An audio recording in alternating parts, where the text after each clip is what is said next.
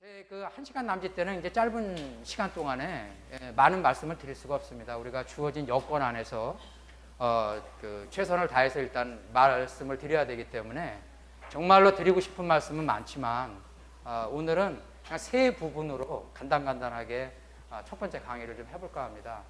처음에는 그 기독교 신앙, 기독교와 과학과의 만남에 대한 어떤 그 개괄적인 좀 그 상황 말씀을 잠깐 드리고요. 그 다음에 우리가 성경의 창조 기사를 어떻게 이해할 것인가, 그거를 두 번째 파트에서 말씀을 드리고, 세 번째 파트에서 그 과학과 성경이 각기 가지고 있는 한계가 무엇이고, 기독교 신앙과 과학과의 관계에서 우리의 진정한 출발점이 뭐가 돼야 되는가, 좀 이거를 말씀드려서 서론에 해당하는 오늘의 그 강의를 좀 마칠까 합니다. 그래서 이제 다음 거를 한번, 그 우리 기독교 2000년 역사를 보시면은 그 여러 그 도전이나 풍파가 있었죠. 그런 거 이렇게 작은 여러 가지 이제 풍파나 그런 것들을 우리가 다 일일이 거론할 수는 없고, 큰 세계의 도전을 보자면은 처음에 유대교의 한 분파, 유대교의 한 이단으로 시작한 기독교가 지중해 세계로 진출하면서 만난 그리스 로마 철학하고 다시 연결될 수 있습니다. 여러분 성경책을 읽어보시면 아시겠지만, 뭐 여기 오신 분들의 상당수가 다 목사님들로 제가 알고 있는데, 우리가 뭐 신학교에서 공부하는 조직신학책하고는 전혀 다르죠. 그러니까 초대교회 교인들, 성경이 형성돼 나가고 성경이 형성되기 지 얼마 안 됐던 초대교회 교인들은 오늘날 우리처럼 정리돼서 믿질 않았습니다. 신앙은 대단했죠. 순교의 정신과 그 신앙의 그 어떤 강도, 도덕적 윤리적인 우월성이라고 하는 것은 오늘날에 우리들이 도저히 따를 수 없지만, 그분들이 뭐 오늘날 우리들이 조직신학적으로 얘기하는 것처럼 그렇게 알고 믿었겠습니까? 아니죠. 그럼 어떻게 생겼습니까? 자, 우리가 오늘서부터 신학을 만들자 그래서 생긴 게 아니죠. 유대교 한 분파라고 하는 아주 작은 집단에서 시작된 기독교가 그 레반트 일대에서부터 지중해 연안으로 확장돼 가면서 만난 그리스 로마 철학, 그리고 다신교에 대응하면서 그것이 서서히 만들어진 겁니다. 자연스럽게. 그것이 이제 중세에 이르러서 체계화되고 조직화돼서 중세 천년을 지배한 것이죠. 오늘날 소위 말하는 보수 교회에서 가르치는 신학은 결국 거기에 토대를 두고 있는 것이죠. 간단히 얘기하면. 그런데 수세기 전서부터는 그렇게 그 초대 교회가 경험하지 못했던 새로운 큰 두 개의 도전이 기독교에 밀려온 것이죠. 하나가 보면은 아시아로 서구인들이 진출하면서 만난 이제 동양의 고등 종교가 있습니다. 그 다음에 이제 16세기 이후에 발흥하기 시작한 근대 과학이 있죠.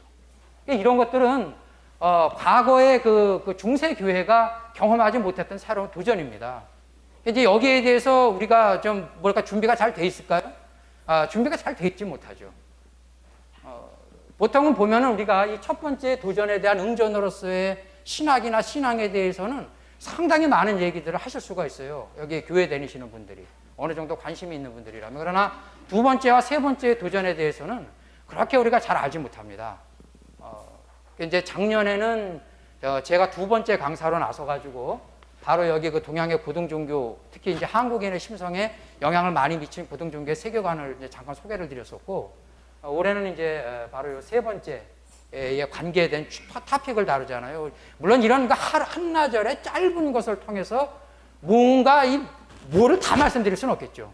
이게 하루 이틀 얘기해서 될 얘기가 아니잖아요. 이게 하루 이틀에서 될 얘기가 아니고 정말 이게 뭐 몇 주간에 걸쳐가지고 그 각 분야별로 많은 말씀을 드려야 되는데 여건 속에서 최선을 다해야 되니까. 그래서 오늘은 이제 좀 여기에 대한 얘기를 좀 한번 드려보도록 하겠습니다. 자, 그러면은 우리가 뭐 여기 이제 기독교 변증 컨퍼런스니까 뭐 기독교 선교, 기독교 변증을 위해 가지고 좀 주의를 해야 될 거를 잠깐 한 1, 2분만 좀 살펴보고 넘어가겠습니다. 우리가 많은 얘기들을 하지만 현대 사회에서, 즉 현대 종교다원주의 사회, 현대의 과학 사회 속에서 많은 얘기들을 하고 변증을 한다고 하지만은 실제로 뭐 그것이 큰 효과가 있나요? 예, 그렇지 못합니다. 우리가 정말 은혜로운 말씀만 여기서 드리고 싶지만 병난 사람한테 괜찮다 해가지고 안 걸린 줄을 모르고 죽는 것처럼 그런 식으로 양심불량하게 말할 수는 없고, 지금 여러분 아시다시피 어떻습니까? 한국에도 개신교가 자꾸 쇠락세에 있고, 미국도 마찬가지입니다. 전 세계적으로 보면은 이 그 두 가지, 아까 여기 처음에 말씀드린 이 두 가지 도전에 제대로 대응하지 못해서 우리가 말하자면은 효과적인 어떤 선교나 변증에 실패하고 있는 것이죠. 근데 여기 보시면은 우리가 이제 이런 얘기들을 할 때 주의해야 될 건 그냥 그 기본적인 것들만 적어놨는데, 어떤 그 검증되지 않은 사실들을 나열하는 경우가 많아요. 특히 이제 과학 얘기 같은 걸 할 때는 보면 전문 과학자 집단에서는 그런 얘기 전혀 안 하는데, 어디 창조과학 사이트 같은 데 가가지고 열심히 공부한 다음에 기존과학에서 아무런 누구 신경도 안 쓰고 그러는 얘기를 막 나열을 한다든지, 그럼 뭐 전도가 되겠어요? 요즘은 이게 뭐 저도 적은 나이는 아닌데 옛날에 제가 어렸을 때하고는 다르죠. 제가 유년주일 학교 다녔을 때처럼 일부 특정인들만 정보에 접할 수 있는 게 아니고 지금의 젊은 세대는 비교가 안 됩니다. 그 정보 취합력이라는 게. 그런 데서 자꾸 그런 얘기하면 안 되죠. 그 전문가 집단이 인정하지 않는 얘기들을. 두 번째로는 보면 지나치게 공격적이거나 방어적인 자세. 작년에 제가 두 번째 강의를 하고 여기 화장실을 갔는데 점심시간인가, 그 연세가 저보다 좀 많으신 어떤 분이 그분 성함도 모르고 교회에서의 직분도 모르는데 그분이 절 붙잡고 그러시더라고. 그 화장실에서 나오는데 1분도 안 되는 짧은 교회인데 뭐라 그러시냐면, 수십 년간 내가 교회를 다니고 여러 목사가 타종교 얘기를 하는 걸 봤는데 마귀 새끼니 비질리니 무슨 이런 얘기 안 하면서 타종교 소개하는 사람을 처음 봤다는 거예요, 저를. 그러나 목사님 강의를 듣고 다른 종교의 세계관과 기독교의 세계관이 어떻게 다른 거를 확실히 알았다는 거예요. 여러분 한번 입장을 바꿔놓고 생각을 하셔야 됩니다. 이거는 이 서론 부분에서 꼭 제가 말씀을 드릴 거는, 예를 들어가지고 어느 그 불교 승려가 여기를 지나가다가 아주 여기 나무도 우거져 있고 경치가 좋아. 이 큰 나무 교회 자리를 보니까 야 정말 마음에 든다. 내가 정말 절을 세워가지고 불법을 펼치기에 좋은 자리다. 그래서 새벽마다 와가지고 여기서 새벽 기도 드리는데 목탁 두드리면서 땅 밟기 한다고 여기 돌아다니고. 응? 여기 그리고 그 전국에 있는 불교 사찰에서 말이지 새벽 예불 드릴 때마다 전국에 있는 교회가 무너지게 해주십시오. 100일 기도 드리고. 그럼 여러분 불교를 어떻게 생각하시겠어요? 그러니까 우리가 하고 있는 짓이라니까, 그게 우리가 하고 있는 짓. 그게 어떻게 내가 기독교 진리의 전파를 막는 행동인지를 모르고 그런 걸 열심히 있다는 거지, 자기는. 그걸 하고 남은 자기만큼 열심히 없어서 그걸 비판하는 줄 알아요. 그 입장을 바꿔놓고 생각을 해보면 우리가 그 사람들이 그렇게 불교 승려가 열심히 하려면 그걸 믿겠어요, 우리가? 그러니까 그런 걸 생각하셔야 됩니다. 그러니까 지나치게 또 공격적이거나 지나치게 방어적인 자세. 어떤 지적인 도전에 대해서 공부는 하기 싫고 지적으로 응전을 하지 못하니까 히스테릭한 반응을 보이는 거예요. 아까 저한테 작년에 말씀을 해주셨던 그분이 말씀하신 것처럼 그냥 보면은 같은 교회 집단 안에 있는 사람들한테는 굉장히 조심조심 얘기를 하면서 내 집단이 아니라고 생각하면 마귀 자식들이니 비질리니 온갖 욕을 다 해대고 그러는 그런 어떤 그 히스테릭한 반응을 보이는 거죠. 이런 거 정말 우리가 지양해야 됩니다. 세 번째로 보면 안 믿는 사람들한테는 저항감만 주는 거예요. 모여가지고 하는 얘기가. 근데 우리끼리는 너무 은혜스러운 거죠. 우리끼리는. 기왕에 믿는 사람들한테는 아주 굉장히 확신을 주는 얘기를 많이 해요. 제가 보면은. 안 믿는 사람한테는 전혀 안 통하는데 믿는 사람끼리는 너무 좋은 거죠, 보면. 왜냐하면 기왕에 믿으시는 분들이 듣고 싶어 하는 얘기만 하거든요. 듣고 싶어 하는 얘기만. 우리가 여러분 설교를 들을 때나 성경을 읽을 때 뭐가 눈에 띕니까? 내가 듣기 싫은 얘기, 내가 솔직한 얘기를 꺼려지는 얘기는 눈에 들어오지도 않고 들리지도 않습니다. 그렇죠? 여러분 지금 아닌 척하고 앉아 계시지만 다 그렇습니다, 우리가. 그렇기 때문에 그걸 주의해야 돼요. 이게 본중 컨퍼런스인데 여기 다 기왕에 믿으시는 분들 와가지고 그분들에게 좋은 얘기만 제가 할 것 같으면 말이 안 되는 거죠, 그거는.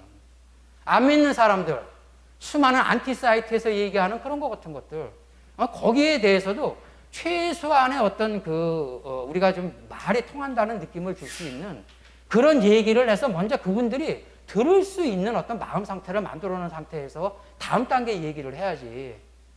전혀 그분들이 볼 때는 황당하고 말도 안 되는 소리를 먼저 하면서 말이지, 나는 내 할 얘기나 던져놨으니까 저 안 믿는 거 저거 잘못이다 말이야, 나는 내 역할을 했다, 이런 식으로 나오면 안 되죠. 그런 식으로 모이는 대표적인 데가 어딥니까? 다단계 피라미드 회사지. 다단계 피라미드 회사. 그렇죠? 거기 모이면 계속 나와가지고 그거에서 잘된 사람들 막 간증하고 워낙 뭐 성실하게 사셔가지고 가보신 적이 없어서 잘 모르시나 본데 그 간증 그거 하고 그 다음에 보면은 그냥 거기서 합숙하면서 법석을 치잖아요. 그 외부 사람이 볼 때는 자꾸 이런 표현 쓰지 말라고 방구사님들 미친놈들 아니야. 외부 사람이 볼 때 미친놈들인데 거기 있는 사람끼리 너무 은혜스러운 거지. 거기 있는 사람들끼리. 그렇게 돼서는 안 된다는 거예요. 우리의 전도 집회나 우리의 부흥회 이런 것들이 거기에 그런 어떤 그런 기독교의 폐쇄성이라든지 그런 기독교의 자기중심적인 그 태도들 그런 것들이 뭐예요? 한국에서 많은 기독교 안티들을 양산하고 있죠. 전 세계에서 기독교 안티 사이트가 가장 활발하면서 강력한 나라가 대한민국입니다. 자, 그러면은 오늘의 이제 앞으로 이 본론 부분에서 여기 우종학 교수님이라든지 박명령 목사님이나 이제 안한균 목사님이 쭉 얘기하실 바로 이제 그 부분, 전 서론을 맡은 거니까 잠깐 서론 부분으로서 근대 이후의 그 과학의 발견들이 인류의 세계관에 끼친 영향 그냥 잠깐 한 2, 3분 보고 가겠습니다. 옛날의 사람들은 어땠을까요? 옛날의 사람들은 천문 우주학이 발달하기 전에는 가지고 있는 세계관이 우리랑 영 달랐죠. 땅이 평평하게 펼쳐져 있고 하늘은 어떻다고 생각한 거예요? 반구형의 천장이 덮여 있어가지고 그 반구형의 천장에 뭡니까?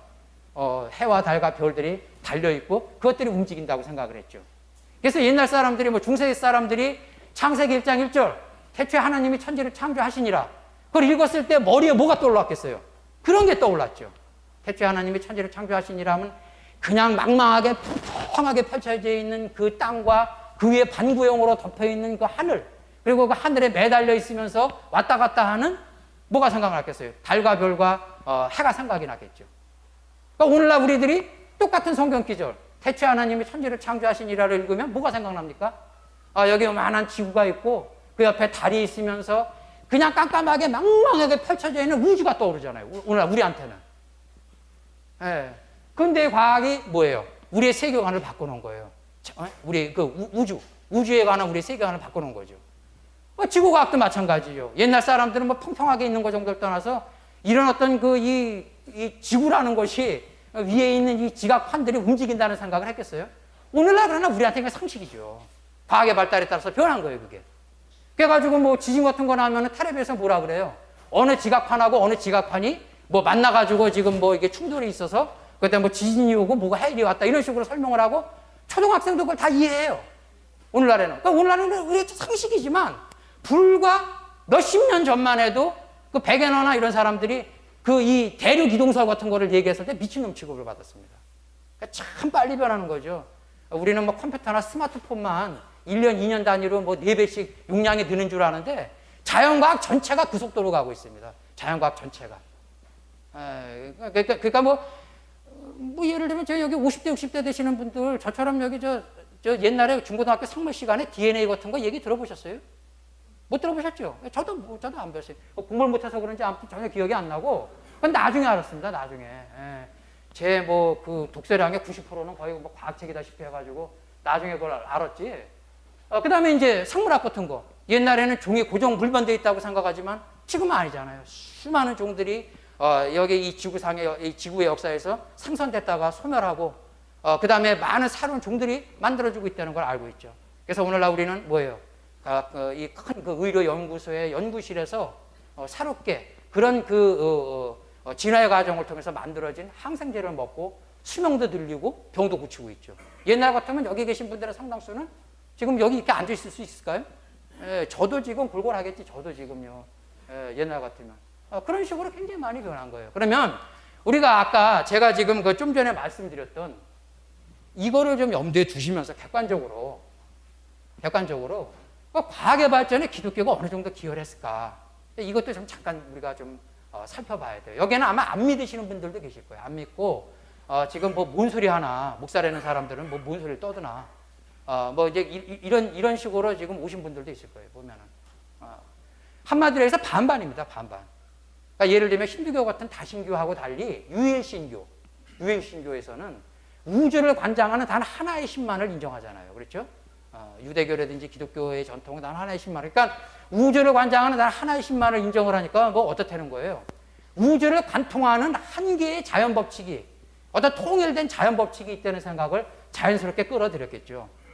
왜 다른 많은 세계, 예를 들면 이제 동아시아의 불교나 유교 세계라든지, 그 다음에 이제 뭐 여기 이 남북 아메리카의 프라마티브 릴리전 같은 이런 세계에서 과학에 발응하지 않고 왜 그냥 유럽에서 이제 기독교가 지금은 세계 종교지만 중세기 때까지는 세계 종교였습니까? 아니죠. 중국 본토의 절반도 안 되는 그 유럽에서만 믿은 종교였죠. 지리상의 발견 이전에는. 아니 뭐 이렇게 이 지도를 다 한번 그려보세요. 얼굴로. 그러니까 이게 한번 보시면 그런 그 작은 데였지만은 우리가 그런 어떤 이 유일신교의 기초적인 세계관이 그 우주의 자연 법칙을 찾고자 하는 어떤 그 열망을 하는데 한마디로 얘기해서 어떤 추동력이 됐겠죠.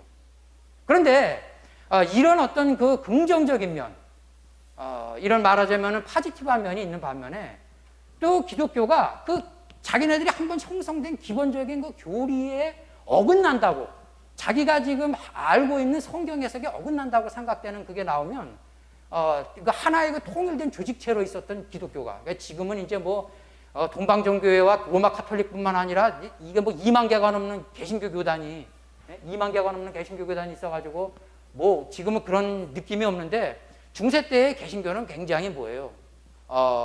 기독교는 굉장히 통일된 조직체였죠. 그 통일된 조직의 힘으로 굉장히 많은 뭐예요? 과학의 발전을 억압한 면도 있어요. 그래서 그런 어떤 이 긍정적인 면과 부정적인 면이 같이 있습니다. 아시겠죠? 이제 저는 개인적으로 기독교가 어떤 그 중세 시대를 거치면서 긍정적으로 기여한 면보다는 부정적인 면이 많다고 보는 사람이 저는요. 근데 아마 여기에 대해서는 거기서 심한 저항감을 느끼고 아니라고 보시는 분도 있을 거예요. 근데 제가 뭐 강요하고 싶진 않아요. 여기 오신 분들이 뭐 제가 뭘 한다고 해서 사실 다 들으실 분들입니까? 까놓고 얘기해서. 아니실 거예요. 그러니까는 여러분들은 뭐 나름대로 생각을 하세요. 그러나, 분명히 말씀을 드리고자 하는 것은 항상 긍정적인 면만 있지는 않았다는 거예요. 기독교가. 이 과학의 발전에 대해서. 그걸 우리가 인정하고 넘어가야 됩니다. 자, 그런데 이게 이제, 예전에 없었던 그 과학이라고 하는 새로운 개념과 과학자라고 하는 새로운 그 용어가 등장하면서 근대 이후에 근대와 중세를 나누는 여러 기준이 있을 수 있죠. 물론 종교개혁이나 르네상스 같은 기준도 있을 수 있는데 현대인의 사고방식에 가장 강력한 영향을 미친 건 뭐겠어요? 과학이에요. 과학. 예를 들면 뭐 여러분 뭐 아무리 서프라이즈니 전설의 고향을 보셔도 귀신 쉽게 안 믿으실 거라고, 옛날 사람들처럼. 왜 그럴까요? 이미 여러분의 사고방식이 그만큼 현대 그 실증적으로 경험되고 그 과학적으로 입증되며 증명되는 것을 믿는데 은연중에 길들어 있는 거예요. 은연중에. 그렇기 때문에 옛날 사람하고 달라요. 지금은. 옛날 사람들하고. 그 정도로 지금 과학은 많은 영향을 미치고 있죠. 그런데 이런 그 과학의 이 자연 세계를 다루는 과학의 발전은 결국 뭐를 가져왔을까요? 과학적 무신론의 대두를 갖고 왔죠. 과학적 무신론의 대두를. 그리고 그 과학적 무신론의 대두에 대해서 어때요? 현대 기독교는 어떤 사실 두려움이나 피해의식이 있었던 게 사실입니다. 그리고 그와 같은 이제 배경하에서 창조과학 같은 대응도 생겼죠. 여기 이제 근대 이후에 과학적 지식이 폭발하기 전까지 뭐예요? 서구 사회에서는 세계를 파악하고 설명하는 틀이 오직 기독교적 유신론이었었어요. 기독교적 유신론. 중세의 기독교 사회라는 것은 어때요? 아주 객관적으로 우리가 제가 아까 그 초장에 말씀을 드렸듯이 정말 오히려 설득력 있는 얘기가 되려면 우리가 최대한 나를 객관화시키면서 접근을 해야 됩니다. 그것이 오히려 설득력이 있어요. 아까 제가 서두에 말씀드렸죠? 중세의 그 기독교 사회라는 건 오늘날의 이슬람 사회하고 비슷해요. 여러분 사우디아라비아 같은 데서 뭐 알라 부정하고 무하메드 욕하고 이러면 살아남을까요? 중세 기독교 사회가 그랬어요. 중세 기독교 사회는 사실 어쨌거나 간에 속으로는 어떻게 생각했을지 몰라도 속으로는 어떻게 생각했을지 몰라도 겉으로는 일단 뭐예요? 다 표면상 기독교 신자였습니다. 그러니까 그랬을 때에는 그런 어떤 과학 자체도 없었지만 어떤 뭐 소위 말하는 그런 무신론이라는 것이 그 표면상으로 나타나서 도전을 가할 일이 많지 않았던 거예요. 도전을 가할 일이. 그러나 뭡니까? 그 근대 이후의 현대과학의 눈부신 발전이 이 어떤 무신론적 세계관이 보다 설득력 있게 사람들한테 이제 다가서도록 만든 거죠. 그래서 이제 20세기에 일어난 그 창조과학 운동 같은 경우에는 이런 어떤 그 역사적 배경이 있어요. 여기에 대해서 대응을 해야 된다. 저렇게 사람들이 과학을 통해 가지고 자꾸 그 기독교의 하나님을 부정하며 성경의 진리를 이게 웃음거리로 만드니까 우리도 과학으로 받아쳐야 된다. 그 생각을 하게 된 거죠. 그것이 이제 그 유럽 교회에서는 뭐 아주 희미한 현상이었지만은 그 미국의 바이블 벨트 그를 중심으로 한 그 지역에서 이제 일어나 가지고 그것이 한국에도 지대한 영향을 미쳤죠. 전 세계에서 창조학에 가장 강한 나라가 미국하고 한국이죠. 그래서 이제 이 초기에는 보면 뭐 여러분 아마 헨리 모리스나 아마 이런 사람들 떠올리실 거예요. 근데 지금 시간이 워낙 짧기 때문에 제가 그럼 뭐 약사까지 여기서 다 소개를 드릴 수는 없고 그냥 간단히 한마디 그냥 이렇게 줄여서 얘기를 하면 처음에 가장 좀 강력하게 한마디로 모티베이션, 동기를 이제 그 부여한 사람 중에 하나를 꼽자면 맥그레드 피어스예요. 프라이스. 이 프라이스는 안식교 교인이었는데 안식교는 여러분 아시다시피 굉장히 이게 중요하거든요. 안식교 여러분 언제 모이죠? 안식일 날. 안식일 날 모여요. 안식일 날. 그렇죠? 왜냐하면 성경에 안식일을 폐하고 일요일 날 모이라는 명시적인 명령이 없잖아요. 십계명에 나오는 것처럼 그런 명령이 있습니까? 그렇지 않죠. 그 안식교는 뭐예요? 우리 보고 틀렸다는 거 아니에요? 성경에 그런 명시적인 명령이 11조의 그 계명이 그런 강도로다가 바꿔지지 않았는데 그 자기네는 안식일 날 모인다는 거죠. 그러니까 뭐예요? 문자적인 그거를 굉장히 중시하는 거죠. 문자적인 거고 거기서 갈려져 나간 이단인 여호와의 증인 같은 경우에도 그거 굉장히 중시하니까 그 수혈을 안 받잖아요. 여러분 보고 알코올을 먹지 말라 그러는 게 입으로만 마시지 말란 소리고 주사바늘로 알코올을 주입하는 거는 그거는 온당하냐 이거지. 아니라는 거예요. 그렇기 때문에 피를 먹지 말라 그랬으니까 선지국 같은 거 먹지 말란 정도가 끝나면 안 되고 수혈도 받지 말아야 된다. 그게 이제 그런 논리잖아요. 아무튼 그런 분들에게 볼 때는 6일 창조설이 굉장히 중요한 거예요. 6일 창조설이. 그 연결이 되십니까? 그거는 문자적인 성경관의 해석에서는 굉장히 중요하죠. 6일 창조설이 안식일이 아주 특별한 날이니까. 그래가지고 그것을 흔드는 거를 용납할 수 없었던 거예요. 그래서 그런 데서부터 시작을 해가지고 이게 이제 그 여러 저서들이 있어요. 제가 그래서 생략하고 지나가는데 그 유명한 뭡니까 헨리 모리스의 창세기 대형수 제네시스 플러드가 나오기 전에 그 선구적인 몇몇 저작들이 있어요. 이 프라이스를 비롯해서 안식교에서 나온. 그러니까 오늘날에도 이 안식교가 교단적 차원에서 창조과학을 지원합니다. 예를 들면 이제 그걸 얘기하시고 이게 과학계 내에서는 뭐 여러분 뭐 여기 한국 지질학회라든지 아니면은 뭐 미국 나사나 뭐 여기 뭐 전 세계적인 천문 우주학회에서 지구나 6천년이라는 거 갖고 토론하시는 거 본 적 있어요? 전혀 신경 안 쓰죠, 거기서는. 전혀 신경 안 쓰지만은 그러나 개신교 보수 진영 내에서는 많은 지지 세력을 그 당시에 얻었던 거예요. 자, 지나가고. 근데 지금 이제 여기 좀 전에 보시면 이분들의 이제 그 기본적인 출발점이 뭘까요? 보면 우리가 이제 보통 보면은 아까 제가 세 부분으로 말씀을 드리겠다 그랬죠. 세 부분으로. 첫째는 객관적인 상황이 있어요. 객관적인 상황이 있고 두 번째로는 우리가 그 성경에 나오는 창조 기사를 이제 어떻게 볼 것인가. 세 번째 단계에서 과학과 성경이 각기 가지고 있는 한계가 무엇이며 과학과 신앙의 관계에 있어서 우리가 어떤 것을 진정한 출발점으로 삼아야 되는가. 이 세 단계로 말씀을 드리겠다 그랬는데 일단 이제 보통 보면은 교회에 나와서 처음에는 저 자신도 그랬지만 그 성경에 나오는 창조 기사를 오늘날 마치 우리가 과학 교과서를 읽거나 아니면 신문에 나오는 보도를 읽는 것처럼 사실 읽어요. 어떻게 보면 자연스러운 현상이죠. 어떻게 보면은. 그런데 보면은 여러분 많은 안티 사이트에서 확인을 하시다시피 그게 머리도 굵어지고 점점 자라면서 이게 보고 말이지 여러 가지 이제 자료들을 하고 자기가 과학도 전공을 해보니까 그게 안 맞아 들어가거든. 맞아 들어가질 않는 거야. 자기가 학교를 통해 가지고 배우고 이런 그거랑 그 이제 보면은 이쪽 가서는 뭐 이런 식으로 얘기 듣고 저쪽 가서는 저런 식으로 얘기 듣고 그러면 여러분 그런 마음 상태를 뭐라고 부르죠? 우리가 보통 정신분열이라고 부르지. 정신분열. 분열이 됐잖아 지금. 실감이 안 나는 그런 사람들이 많아요 실제로. 그러니까 그런 식으로 그런 식으로 이제 이게 처음에 읽어요, 보면은. 그래서, 마치 이제 이거를 오늘날 우리가 신문 기사를 읽거나 과학책을 읽는 것처럼, 이게 성경에 나오는 그 창조 기사를 하나님의 창조에 대한 과학적 설명이나 보도처럼 생각을 합니다. 많은 분들이. 여기도 지금 오랫동안 교회 다니신 지금 아마 여기 장로님들, 권사님들 많으실 텐데 아마 그렇게 평생 다니셨던 분도 있어요. 사실 그런 분들만 생각을 하면 제가 이런 얘기를 안 하고 싶어요. 솔직한 얘기로. 이런 얘기를 안 하고 싶어요, 이런 얘기를. 네, 왜냐하면 어떤 할머니가 계신데 그 성경에서 외식하지 말라는 말을 듣고 밖에 나가서 밥 사 먹지 말라는 말로 아셔가지고 평생 밖에 나가 밥을 안 사 잡숫고 외식하지 않으시려고 남의 결혼식에도 안 가. 그러면서 평생 충실하게 교회 생활을 했는데 목사인 제가 가가지고 그 할머니 이거 틀렸습니다. 권사님 틀렸습니다. 말을 하겠어요? 웬만하면 말을 안 합니다. 네? 웬만하면.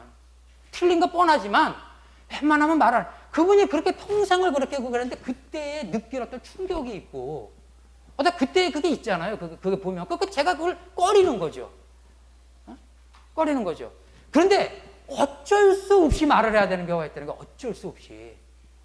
이분이 그렇게 본인만 알고 그러면 그냥 그렇게 넘어갈 수도 있는데 피켓 들고 나와가지고 외식하지 말라고 시위하고 길에서 식당에 들어가가지고 왜 주님 말씀 안 듣고 외식하느냐고 사람들 끌어내오고 이러면 얘기를 해야 될 거 아니에요. 그거 틀렸다고. 할머니 그거 잘못 믿으시는 거라고. 그러니까 정말 웬만해서는 얘기를 안 하려고 그래요. 그래서 항상 제가 여기뿐만 아니라 뭐 시카고 코스타 같은 데도 가고 이러면은 웬만하면 제가 그 작년에 했던 종교다원주의 얘기 주로 하지 과학 얘기를 사실 안 합니다. 가장 할 얘기도 많고 가장 관심도 있지만 얘기를 먼저 꺼내질 않아요. 그런 것 때문에 반발이 굉장히 심합니다. 반발이. 말도 못하게. 왜? 여태까지 평생 믿어온 게 무너지는 거를 누가 하겠어요? 사람 여러분 나이가 들면은 점점 온화해지고 너그러워집니까? 나이가 들면? 아니지. 나이가 들면 들수록 사람이 좁아지고 뭐 여러분들 안 그런 척하고 웃지만 똑같다니까. 점점 사람이 좁아지고 말이지. 내가 살아온 인생을 니놈이 뭔데 부정하느냐 이런 식으로 나오고 그러니까 봉변당하는 경우가 굉장히 많아요. 저도 그런 경우가 있었고 여기 우정학 교수님도 그런 경우가 있었고 굉장히 제가 볼 땐 보수적으로 얘기하는 박명령 목사님도 가서 뭐 이런 얘기했대. 어떤 자매가 말해 미국에 있을 때 손 들고 성령 충만하면 됐지 그딴 얘기가 뭔 필요가 있느냐고 이런 얘기도 듣기도 하고 그러니까 저도 그걸 아니까 제가 어디 가서 부딪히는 걸 정말 싫어하거든요. 부딪히는 거를. 박 목사님하고 목회 얘기할 때도 맨날 그래. 우리 지는 거 이기는 거라고. 지는 거 이기는 거. 그러나 이게 도가 넘었을 때에는 정말 목사의 양심으로 얘기를 안 하실 겁니다. 그런데 여기 보세요. 성경이 이 사람들이 어떻게 많은 분들이 생각을 하냐면 성경이 문자적으로 과학적 역사적 사실과 딱 일치를 안 하면 믿을 필요 없다고 이렇게 보는 거예요. 이렇게 보는 사람들이 교회 안에만 있는 게 아니라 똑같은 생각을 가진 사람들이 누가 있습니까? 안티 기독교인들이지. 안티 기독교인들. 그래서 여러분들 지금 뭐예요? 뭐가 되는 거예요? 싸움이 되는 거예요. 싸움. 똑같이 생각을 하니까. 똑같이 생각을 하니까. 여러분 무슨 반기독교 시민연합이나 이런 가입자 수가 10만 명이 넘는 대형 여러분 이 웹사이트에 들어가가지고 보시면 그 사람들 비판하는 게 결국은 두 가지예요. 하나가 그 목회자들의 그 비리를 비롯한 여러 우리의 윤리적 도덕적 철학 절반이고 나머지 절반이 그런 그 기독교의 반지성적인 거 비판하는 거 그 반이에요 보면. 그 사람들도 왜 비판하는 거예요? 그 사람들도 똑같이 생각을 하는 거예요. 그 사람은 어떻게 생각을 하냐면 이게 과학적 설명이기 때문에 과학적으로 안 맞지 않냐. 그러니까 성경은 이거는 믿을 필요가 없는 거고 기독교는 거짓이다. 기독교가 망해야 어떻다는 거예요? 그 사람들 모토가. 기독교가 망해야 대한민국이 산다는 거예요. 기독교 망명. 그분들 얘기는. 그런데 정말 기독교 안티들이나 많은 근본주의 교인들이 생각하는 것처럼 성경을 우리가 그러면 이거를 성경의 창조 기사를 성경의 하나님의 창조에 대한 과학적 설명이나 신문 보도식으로 한번 읽으면은 과연 문제가 해결되느냐는 거예요. 그게 과연 그러냐는 거예요. 그래서 제가 사실은 이 부분을 뺐었어요, 처음에. 21세기에도 아직 이런 얘기를 해야 되나, 이런 생각도 들고 그랬는데, 그냥 보신 끝에 넣었어요. 잠깐씩 그냥 타치만 하고 지나가겠습니다. 잠깐 타치만 하고.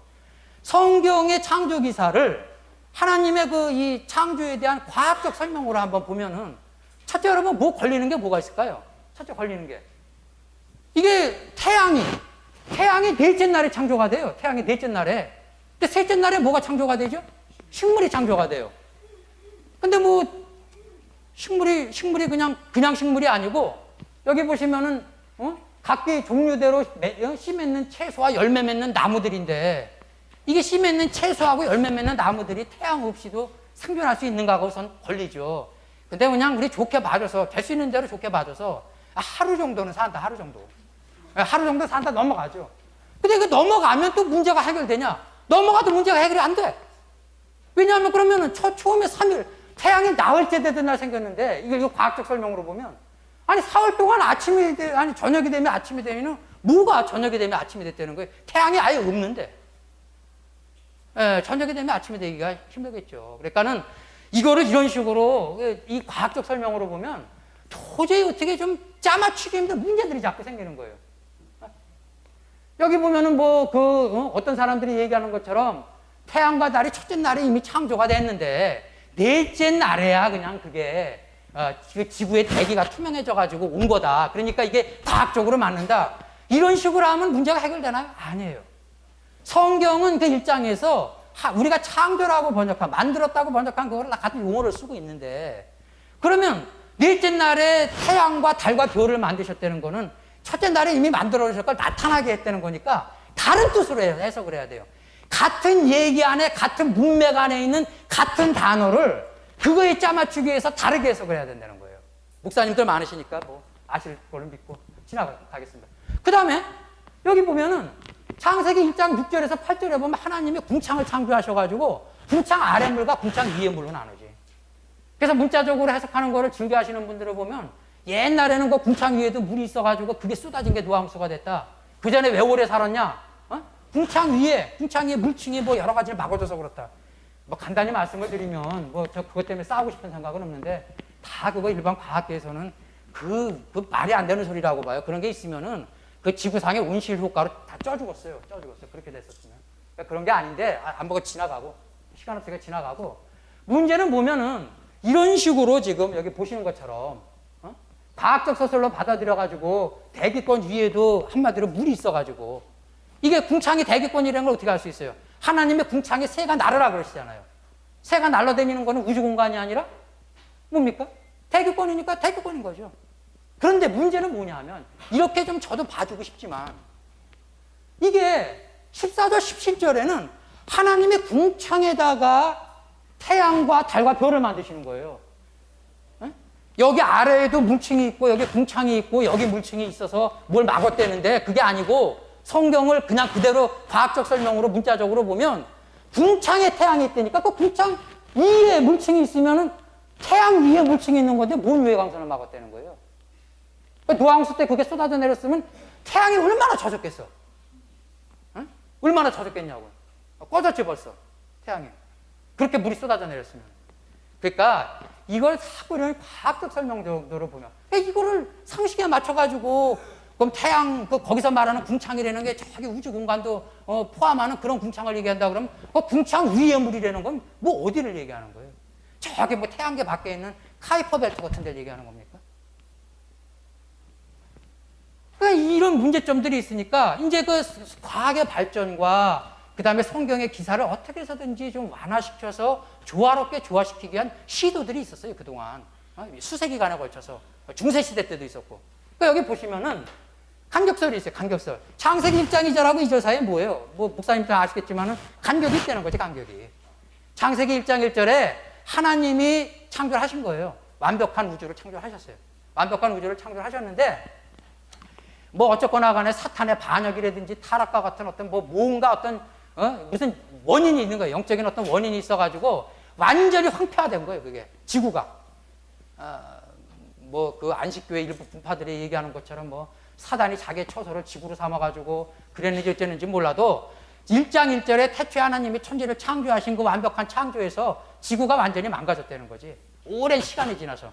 그래서 그 몇천 년 전에 재창조하셨다는 거예요. 그 1장 2절서부터 있는 그거는 말하자면은 우주는 오래됐는데 그 지구를 뭐예요? 재창조하신 과정을 그렇게 서술한 것이다.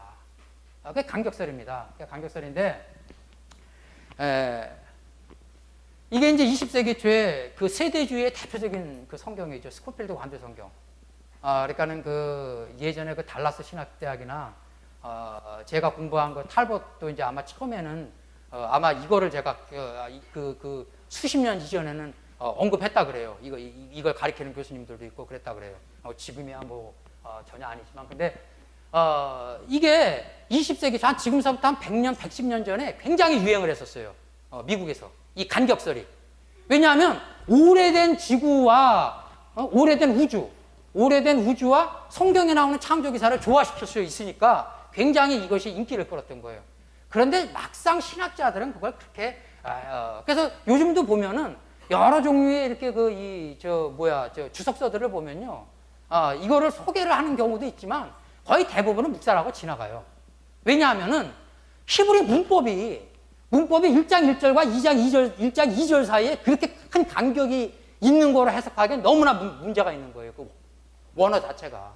그러니까 실제 그걸 너무나 잘하는 구약학 이 학자들, 그러니까 이 권위 있는 학자들이 그걸 좀 자기 얼굴에 철판을 깔고 그렇다고 우기기가 힘든 거지. 그거를요. 거의 히브리어 같은 거를 원어민 수준으로 구사하고 있는 이런 학자들도 있는데, 그런 사람들이 볼 때 너무나 어색하다는 걸 아니까 이런 거를 말하자면은 받아들이지 않은 거예요. 두 번째는 뭐냐면 20세기 이후에 엄청나게 아까 말씀드렸죠. 그 속도가 무슨 여러분 스마트폰이나 뭐 컴퓨터만 그렇게 빨라지는 걸로 알고 있는데 안 그렇다고. 그러니까 뭐를 알게 된 거예요.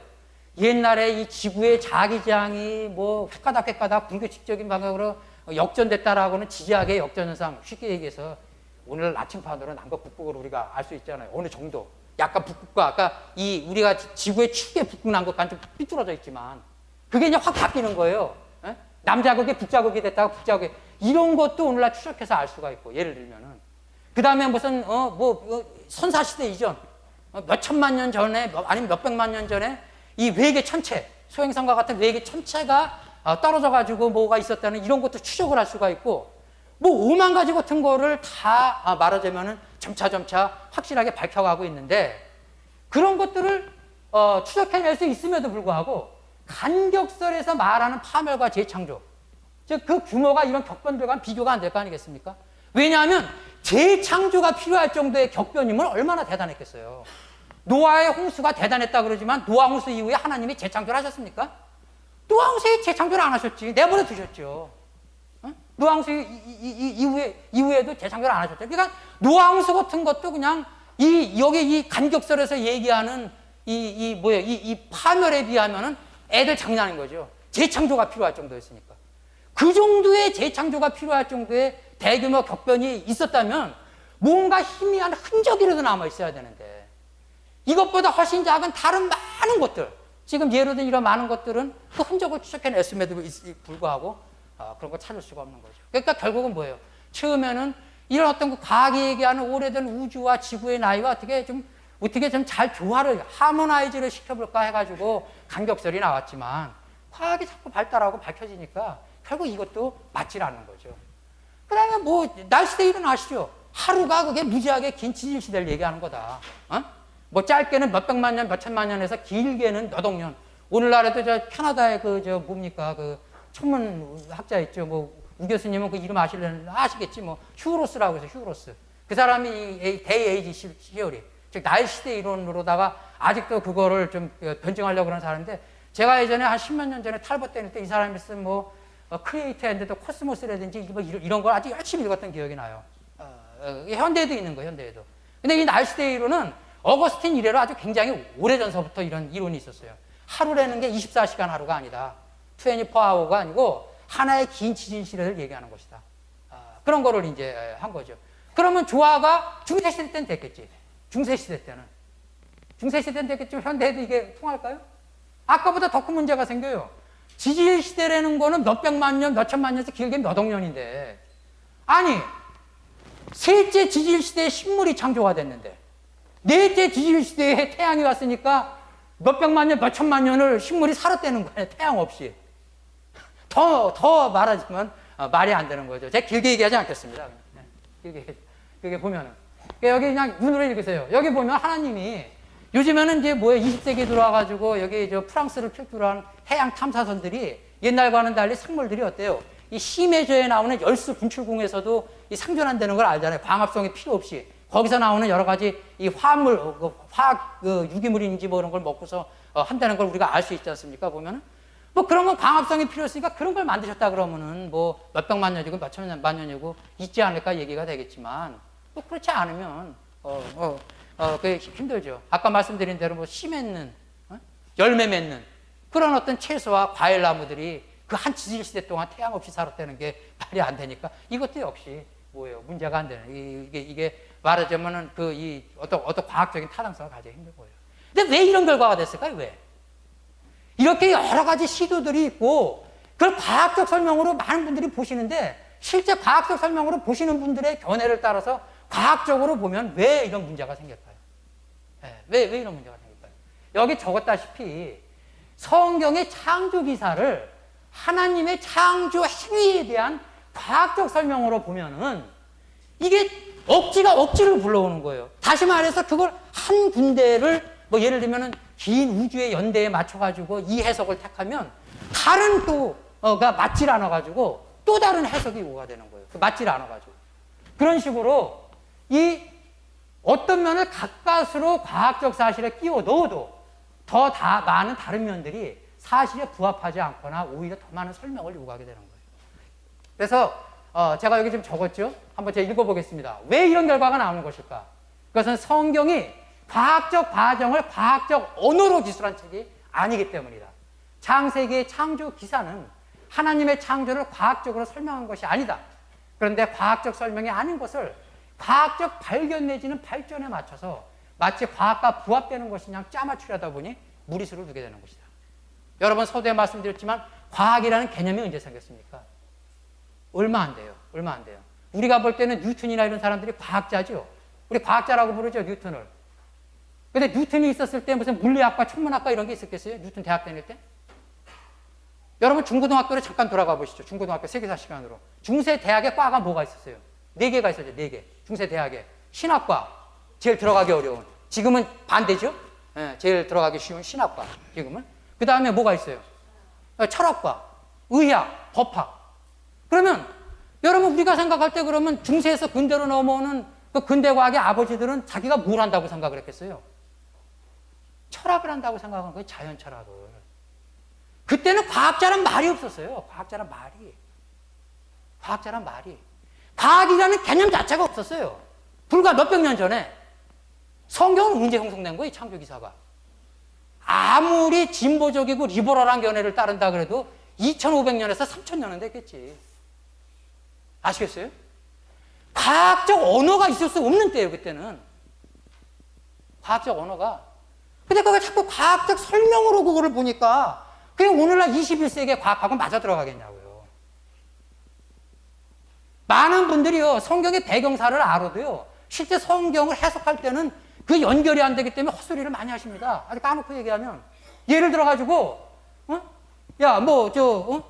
성경 공부 자기가 가르칠 때는 신약 시대만 하더라도 여자는 사람 취급을 못 받아가지고 인구에도 안 들어가고 이혼 청구권도 없고 이 얘기를 잘 하세요.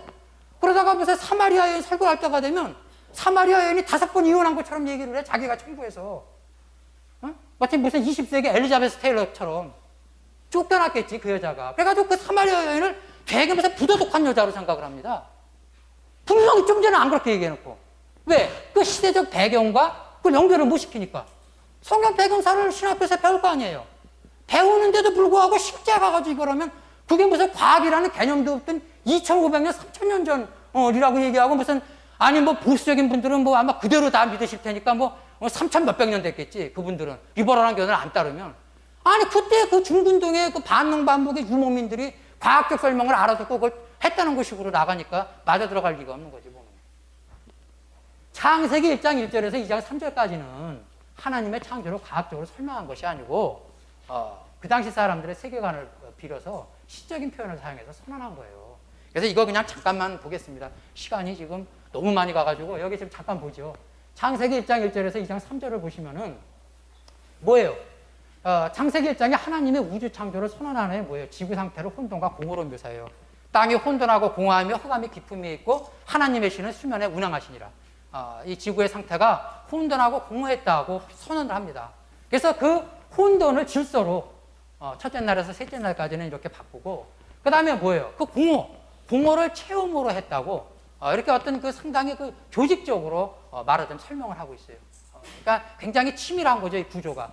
그래서 첫째 날에는 뭐예요? 빛을 창조하셔서 낮과 밤을 나누시고, 둘째 날에는 그 궁창과 물, 그래서 궁창 위의 물과 궁창 아래 물로 나누셔야 되고, 그 다음에 셋째 날에는 뭡니까? 궁창 아래 물을 한 곳으로 모아서 육지하고 바다를 나누시죠. 그리고 식물을 창조하십니다. 공허에서 체험으로. 넷째 날에는 뭐예요? 이 앞에 지금 첫째 날에 낮과 밤을 나누신 거를 채우죠? 해와 달과 별로 낮과 밤을 채우십니다. 그 다음에 뭐예요? 여섯째 날에는 아까 지금 둘째 날에 뭐 했습니까? 궁창 위의 물과 궁창 아래 물을 나누셔서 궁창과 물을 채우세요. 뭐 조류와 어류를 만드셔가지고. 여섯째 날에는 뭡니까? 땅을 만드셨으니까 땅을 채워야죠. 그 다음에 식물을 먹고 살려고 이 인간을 창조하시는 거죠. 이렇게도 나타낼 수가 있는 거예요. 혼돈에서 질서로, 공허에서 체험으로. 그러니까 첫째 날, 둘째 날, 셋째 날과 넷째 날, 다섯째 날, 여섯째 날이 이런 식으로 말하자면 1대1 대응을 하게끔 그렇게 굉장히 뭐라 그러나 치밀하게 과학이라는 개념이 없고 과학적 용어 자체를 알지 못하던 사람이었지만 그 당시로서는 최선을 다해서 자기네들이 알아들은 한도 내에서 최선을 다해서 그걸 한 거죠. 뭐 이게 뭐 여러분 다른 데 많이 나오시는 거 알죠? 뭐 에덴 동산 사건에서도 보면은 이 대칭 구조가 나와요. 이런 식으로. 그래가지고 하나님이 처음에는 뭐예요? 아담한테다가 책임을 묻고 하와한테 책임을 묻고 뱀하고는 인격적인 대화를 안 하시지. 다시 벌을 주실 때는 뱀, 하와, 아담으로 이렇게 대칭적으로 가잖아요. 대칭적으로. 이게 보면 시간 없으니까 넘어가죠. 그래서 창세기 1장은 뭐예요? 하나님의 창조를 장엄하게 선포하면서 이방 민족들은 오만 자연물에 다 신성을 부여해가지고 신으로 섬겼지만 뭡니까? 이 사람들이 신으로 섬기는 하늘의 천체, 짐승들을 포함해서 모든 삼라만상이 하나님의 피조물임을 선언해요. 또 그리고 그 당시에 그 고대의 계급사회 속에서 정말 힘겹게 살아갈 수밖에 없는 1년 내내 휴일이라고는 가질 수가 없는 그런 평민과 노예들을 위한 안식일의 개념도 제시를 해요. 오늘날 우리들 21세기를 사는 우리들이 볼 때는 별것 아닌 것 같고 너무나 보면은 이것이 당연한 것 같지만은 이 당시에 2000년, 3000년 그 이전에 어떤 그 고대 그 중근동 사회, 그 고대 사회에서는 이것이 어떻겠어요? 굉장히 급진적이고 파격적인 것이었겠죠. 이것이 아마 저항이 심했을 거예요. 이 사고가 이게 얼마나 그 당시에는 이것이 급진적인 생각이었겠어요. 우리가 여태까지 보면은 이집트 같은 강대국도 태양신을 섬기고 이 메소포타미아 같은 문명 세계도 지금 월신을 섬기고 그래가지고 그걸 하고 있는데 그런 것들이 다 개뿔도 아니고 하나님의 여러 창조물 중에 하나에 불과하다는 선언을 하는 거예요. 정말 그 메소포타미아나 이집트의 관점에서 보면 정말 쥐뿔도 아닌 그 히브리 민족이 정말 별 볼 일은 보잘것없는 정말 히브리에서 무슨 선한 것이 날 수 있겠느냐 그렇게 생각을 했겠지. 그 양쪽의 문명지대에서 가나안을 봤을 때는 히브리 땅을 히브리 민족을 봤을 때는 그러니까는 이게 지금 굉장히 뭐예요? 오늘날 우리가 볼 때에는 그냥 평범한 것 같고 이게 뭐 과학적 사실을 모르던 사람들이 했으니까는 뭐 별것 아닌 것 같고 밋밋하게 볼 수 있지만 그렇지 않은 거죠. 그래서 이걸 잠깐만 보죠. 여기 보면 우리는 성경을요 하나의 단순한 책으로 보는데 아시지 않습니까? 그렇지 않아요. 성경이라는 거는 시라든지 아니면은 뭐 여러 가지 그 기록들 뭐 이런 것들이 다 뭐 작은 도서관과 같은 책인데 성경이 기록된 고대 세계의 사람들은 오늘날과는 다른 사고방식과 우주관을 갖고 있었습니다. 제가 서두에 말씀드렸듯이 보통 그렇게 생각을 했죠. 많은 사람들이. 물론 뭐 더 우스꽝스러운 거는 옛날 고대 인도인처럼 거대한 거북이가 있어가지고 그 땅 위에, 그 위에 땅이 얹혀져 있고 방부형이 하늘이 있는데 그 거북이 밑에 뭐가 있냐 또 다른 거북이 있고 거북이 밑에 뭐가 있냐 또 다른 거북이 있고 이런 식으로 생각한 사람도 있지만 아무튼 어쨌거나 오늘날과는 굉장히 다른 사고방식을 갖고 있었는데 이거를 성경이 뭐예요? 1차적으로 오늘날 우리에게 주어진 겁니까? 그 사람들한테 주어진 겁니까? 그 사람들한테 주어졌어요. 성경이 한 3000년, 2000년, 3000년 동안 조용히 있다가 요즘 우리 읽으라고 그때 기록을 해놓으신 게 아니고 그 사람들로부터 먼저 읽고 그것이 자꾸 필사돼 가지고 전해지게끔 됐다는 거예요. 우리가 이걸 잊어버린다니까. 성경을 볼 때 자꾸 마치 하나님이 어느 날 이걸 우리 읽으라고 하늘에서 뚝 떨어뜨려진 것처럼 자꾸 이렇게 착각을 하시는데 전혀 그렇지 않지 않습니까? 그 당시 2000년, 3000년 전의 사람들이 이해할 수 있는 언어로 말하자면 주어진 거예요. 왜? 1차적으로 그 사람들한테 주어진 거니까. 그 사람들도 뭡니까? 그 문맹이 대부분이었겠지만 하다못해 남이 읽어주는 말을 듣고서라도 하나님에 대한 신앙을 가졌을 거 아니겠어요? 창조주에 대한 어떤 믿음을 가졌을 거 아니겠어요? 그 사람들이 이해할 수 있게끔.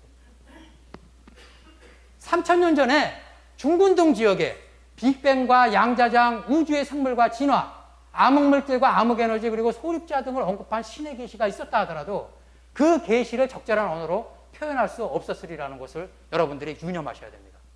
당시의 기록들은 당연히 당대 자연지식을 가진 사람들이 이해할 수 있는 그림들로 표현되어 있어요. 그래서 여러분들이 만약에 지금 보시면은 한 300~400년 전으로 들어가서 조선 최고의 학자라 그러는 율곡이나 태계 이황을 만난다고 생각을 해보세요. 오늘날은 24시간이 왜 생기는지, 낮과 밤이 왜 생기는지, 사계절이 어떻게 생기는지를 초등학생도 다 알죠, 이제는. 초등학생도 다 아는데 율곡이나 태계 이황이 그걸 알았을까요? 몰랐겠지. 그러니까 여러분들이 가셔가지고 지금 이제 가서 만나는 거예요. 300~400년 전으로 올라가가지고 그 율곡이나 태계 이황 같은 당대 최고의 지식인을 만나서 그걸 한번 설명을 한다고 생각을 해봐요. 설명을. 왜 24시간이 생기고 낮과 밤이 생기고 왜 사계절이 생기는지 한번 설명을 한다고. 초등학생도 아는 과학 상식이지만 태계 이황이나 이각을 금방 알아들을까? 무슨 얘기하는지. 정말 힘들겠죠. 여러분이 그럼 하루 종일 걸려가지고 그림도 그리고 이거 하고 해서 간신히 그 논리를 알아들었으면은 태계 이황이나 율곡이가 여러분들이 하는 말을 믿을까요? 믿겠냐고, 그 얘기를. 믿겠냐고요.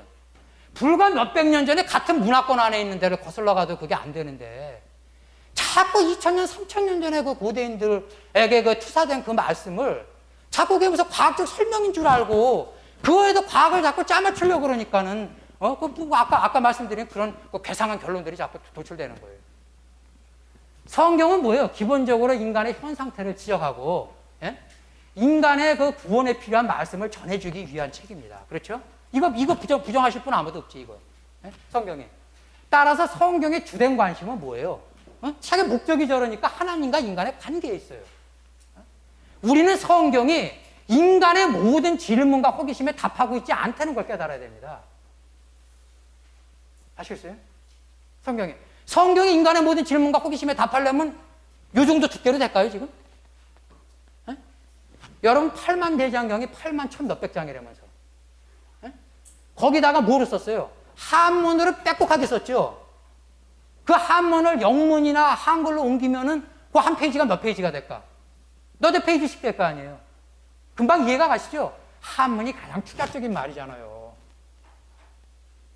감이 안 오시는 모양인데 패스하고. 그게 감이 안 오시는 모양인데. 그런데 그 8만 대장경이라고 무슨 인간의 모든 질문에 대답을 성경은 그럼 8만 대장경식으로 한문으로 고쳐가지고 거기다가 새기면 몇 장이나 될까? 왜? 그럼 8만 몇 장이 되는데 한 1000장 될까요? 1000장? 제 생각에는 그 1000장이 안 될 것 같아요.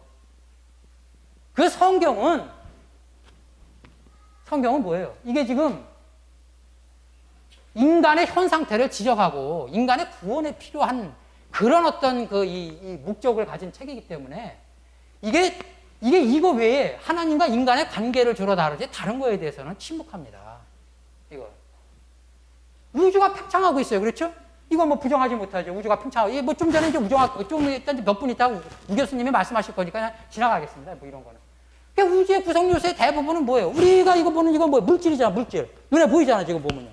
물질인데, 이런 거 그래서 된 거는 우주 전체의 구성 요소의 한 4% 남짓밖에 안 되고, 나머지는 우리가 전혀 알지 못하는 암흑물질이나 암흑에너지로 이루어져 있어요.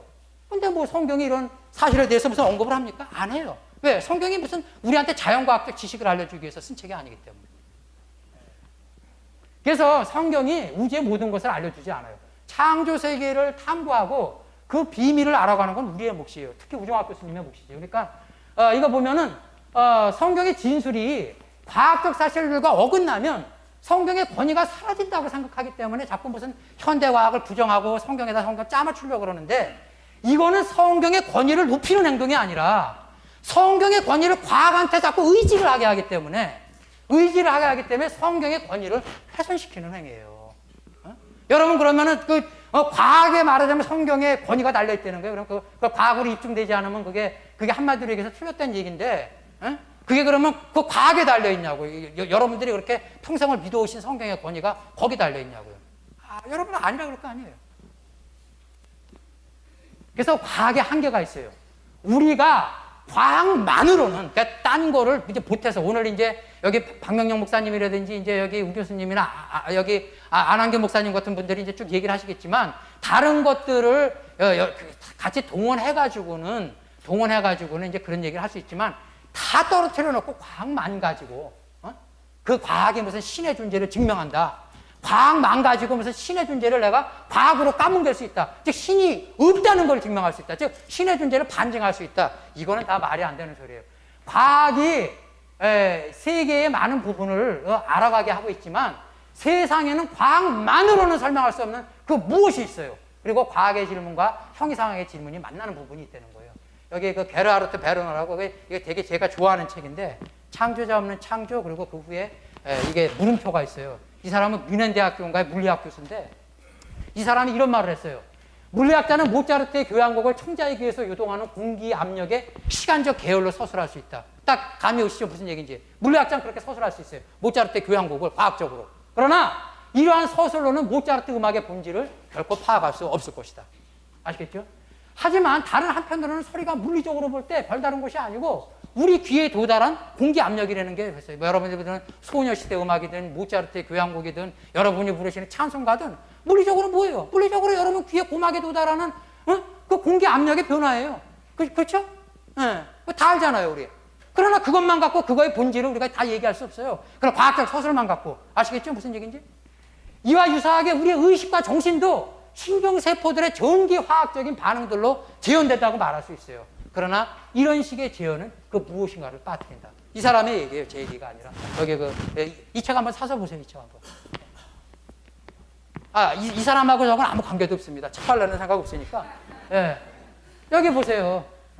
근본적인 이론은 공간과 시간을 넘어서 관념들을 출발점으로. 이 똑같은 사람이 한 얘기예요. 이 물리학자가. 우리는 공간과 시간 속에 존재하지 않은 어떤 것, 우리의 경험으로 접근할 수 없는 어떤 것이 있을 가능성을 염두에 두어야 된다. 그래서 이제 저 같은 경우에는 지금 이제 보통 이렇게 표현을 해요. 자, 여기 보세요. 여러분, 차추전자에 물이 왜 끓고 있냐?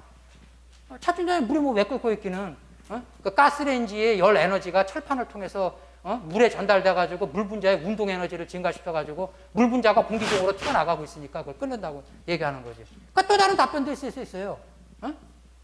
박명영 목사가 차 한잔 먹으려고 올려놨다.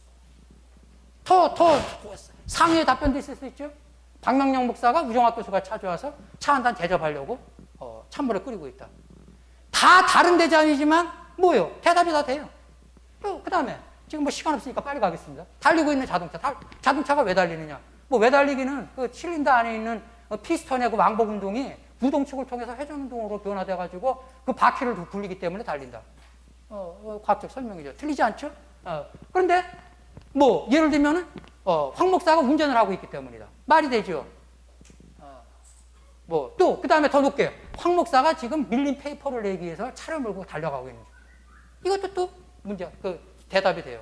이런 식으로 이런 많은 층위, 많은 다른 각도의 그게 있듯이 봐야 돼요. 과학과 성경을. 아시겠어요? 성경이 얘기하고 있는 답변이 다른 것이고 과학이 추구하는 그 자연과학적 분석이 다른 것이라는 거예요. 이 정도까지 말씀을 드렸는데도 정말 모르시겠다 하면은 할 수 없는 거죠. 그래서 결론이 뭐냐면 우리가 지금 보면은 과학이 밝힌 사실들에 대한 유실론적 해석의 생산이에요. 무슨 성경에다 과학을 갖다 짜맞추려고 그러고 과학이 뭐 그놈들도 말이야 다 타락한 인간들인데 뭘 알겠어요, 목사님? 다 틀리는 얘기지 뭐 이래가면서 그러는 게 여러분 신앙이 아니고 과학이 밝힌 사실들을 우리가 신앙인의 입장에서 유식론적 입장에서 우리가 해석을 거기다 가하는 거예요. 그래서 진정한 출발점이라는 것은 과학의 질문들이 신앙의 질문들과 만나는 데다 이런 얘기지. 그래서 여기 보면 이런 어떤 그 과학이 궁극적으로 가면 대답할 수 없는 어떤 질문들이 있어요. 터치는 하지만 여기 보시면 거기 그 저 쭉 있으니까 예. 그리고 솔직히 여러분들 저거 잘 다들 모르시잖아 무슨 얘기인지. 그죠? 예, 그러니까 나중에 집에 가셔가지고 시간이 없어서 끝낼 테니까 집에 가셔서 잘 보세요. 무슨 얘기인가. 예, 지금은 어차피 제가 설명을 드릴 시간이 없으니까 잘 보시라고 여기 보면. 예? 예를 들면 로봇 같은 게 굉장히 많이 이게 복잡해지면은 로봇에 저절로 의식이 생길 수 있냐. 이런 거 같은 거 지금 그 뇌과학자 사이에서도 설렁설레 하잖아요. 그런 어떤 그 출발점이 있어요. 과학과 신앙, 과학과 형이상학, 과학과 철학, 과학과 신학이 만나는 그런 그게 있다는 거예요. 자, 마지막입니다. 우리가 흔히 간과하는 두 가지 기덕이 있어요. 우주가 이해 가능하게 움직인다. 우리 인간이 그 우주를 이해할 수 있다. 기적을 많은 분들이 자연 법칙의 예외로 봐요. 그렇죠? 죽은 사람이 살아나기도 하고 뭐가. 그러나 우리가 간과하는 게 있어요. 기적이 제가 없다는 얘기가 아니에요. 기적이 있을 수 있어요. 가장 큰 기적은 뭐냐? 자연 법칙이 있다는 그 자체예요. 이것이 우리를 하나님께로 인도하는 하나의 모티베이션이 됩니다. 이어서 그 다음에 이제 참고도서. 예.